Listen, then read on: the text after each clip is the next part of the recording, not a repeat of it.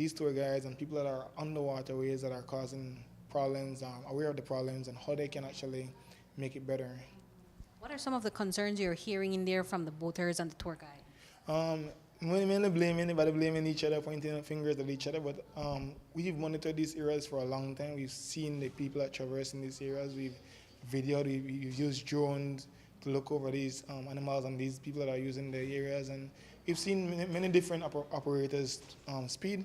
So the issue is not who's speeding. The issue is that we know that speeding is a problem. We know that manatees are being killed by boat speeding. So how can we work together to fix it? That's the main issue here.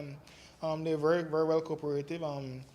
We've seen changes over the years. The more tour guides that we give the knowledge to, that become certified, we've seen their behaviors has changed. But tourism is a growing industry, and so we need to keep our efforts intact, keep our efforts up with the increase in tourism to ensure that we balance out the amount of incidents and the amount of tourism activities.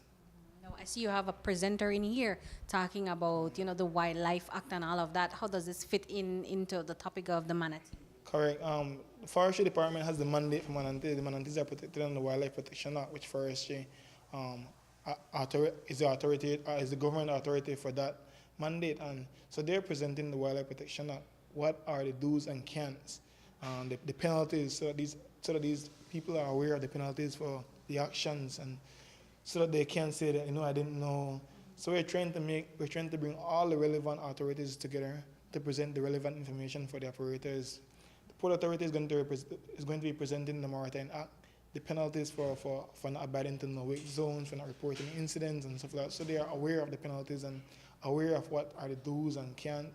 I also presented on manatees information that these guys can use on their tour, making their tour more complex, making it more appealing.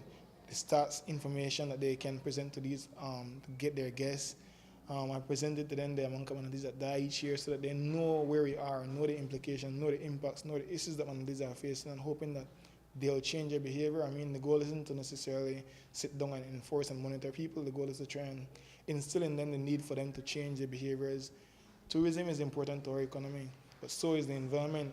Conservation efforts can't go without tourism. Tourism can't go without conservation. If we don't conserve, there's nothing for tourists to see.